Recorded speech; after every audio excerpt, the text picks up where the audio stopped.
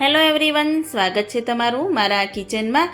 તો હવે રક્ષાબંધનનો દિવસ કે તહેવાર નજીક આવી રહ્યો છે અને બહેનો વિચારતી હોય છે કે ભાઈ માટે શું મીઠાઈ લઈ જઈશું।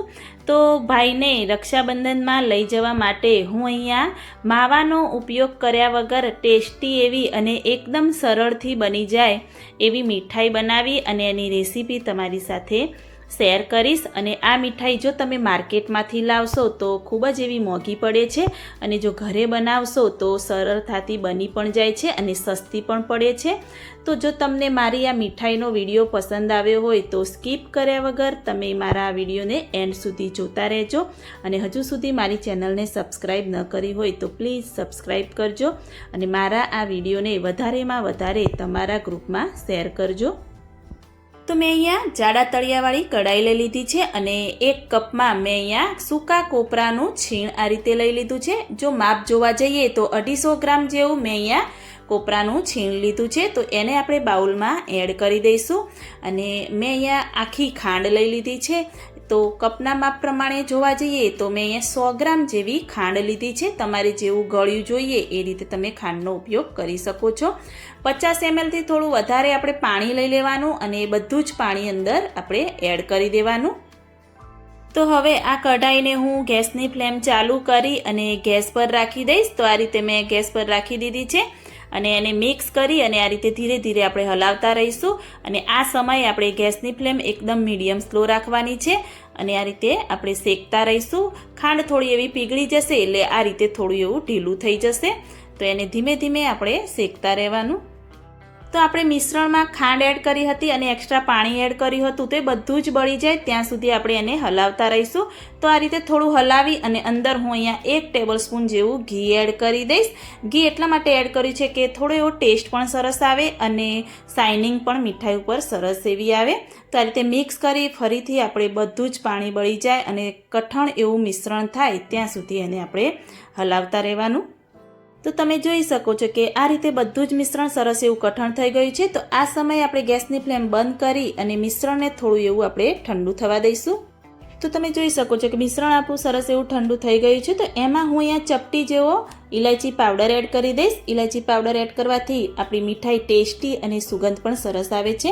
તો મેં અહીંયા અડધો કપ જેવો મિલ્ક પાવડર લઈ લીધો છે। આ રીતેનું મિલ્ક પાવડરનું પેકેટ આવે છે 10 રૂપિયાનું, એવા મેં 2 પેકેટ લઈ લીધા છે। આ મિલ્ક પાવડર તમને કોઈ કરિયાણાની દુકાન કે અમૂલ પાર્લરે પણ મળી જશે। તો આ રીતે એ પણ આપણે અંદર એડ કરી દઈશું અને મેં અહીંયા થોડા એવા ડ્રાયફ્રૂટ આ રીતે કટ કરીને રાખ્યા છે એ અંદર એડ કરી દઈશું। તમે તમારા મનપસંદ ડ્રાયફ્રૂટ અંદર એડ કરી શકો છો। તો બસ આટલી સામગ્રી એડ કરી અને બધું જ આપણે હાથ વડે સરસ એવું મસળી અને મિક્સ કરી અને રેડી કરીશું। જો તમે ક્યારે પણ ઘરે આ રીતે મીઠાઈ બનાવવાનું ટ્રાય ન કર્યો હોય તો મારી આ રીતથી એકદમ સરળથી બની જતી મીઠાઈ ચોક્કસથી ટ્રાય કરજો। તો આ રીતે બધું જ સરસ એવું મિક્સ થઈ ગયું છે। તો આપણે આ મિશ્રણના હું અહીંયા 3 ભાગ કરી દઈશ। તો 2 ભાગનું હું અહીંયા 2 બાઉલમાં લઈ લઈશ અને 1 ભાગનું આપણે કઢાઈમાં જ રહેવા દેવાનું છે। તો ત્રીજા ભાગનું મિશ્રણ છે મેં કઢાઈમાં જ રવા દીધું છે, તો એને સાઈડમાં આપણે રાખી દઈશું અને મેં અહીંયા 2 બાઉલમાં ફૂડ કલર લઈ લીધા છે। તો ચપટી જેવો આપણે કલર લઈ લેવાનો। તો આ રીતે મેં ઓરેન્જ કલર લીધો છે અને 1 બાઉલમાં ગ્રીન કલર લીધો છે। તમે તમારા મનપસંદ પ્રમાણે કલર લઈ શકો છો। થોડું એવું પાણી એડ કરી અને આ રીતે આપણે કલરને મિક્સ કરી દઈશું અને એને પણ આપણે સાઈડમાં રાખી દઈશું।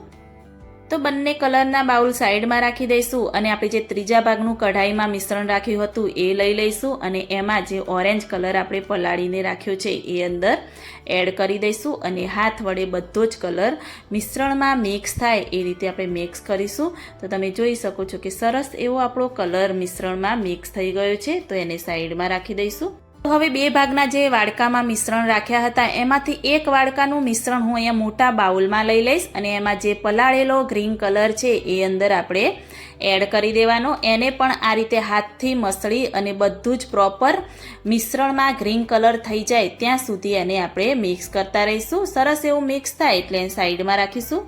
તો તમે જોઈ શકો છો કે સરસ મજાનું મીઠાઈ બનાવવાનું કલરવાળું મિશ્રણ આપણું રેડી થઈ ગયું છે અને વ્હાઈટ કલર મેં એ રીતે જ રાખ્યો છે. મેં ઓરેન્જ કલર અને ગ્રીન કલર બંને જ કર્યા છે. તો આ રીતે બધા જ મિશ્રણના આપણે નાના નાના બોલ બનાવીને રેડી કરીશું. તો પહેલાં હું અહીંયા ગ્રીન કલરના નાના નાના બોલ બનાવી દઈશ. જો તમારે કોઈ પણ બીજો શેપ આપવો હોય તો તમે આપી શકો છો. બાળકોને જે મનપસંદ હોય એ રીતે તમે બનાવી શકો છો. તો મેં અહીંયા આ મીઠાઈ બનાવી અને મારા ઘરના સભ્યોને ટેસ્ટ કરાવ્યો તો એમને ખૂબ જ એવી ટેસ્ટી લાગી. તો માનવ માહિર તો સ્વીટ ખાતા નથી, પરંતુ મેં એમને જબરજસ્તી ટેસ્ટ કરાવ્યો તો એમને પણ ખૂબ જ ભાવી.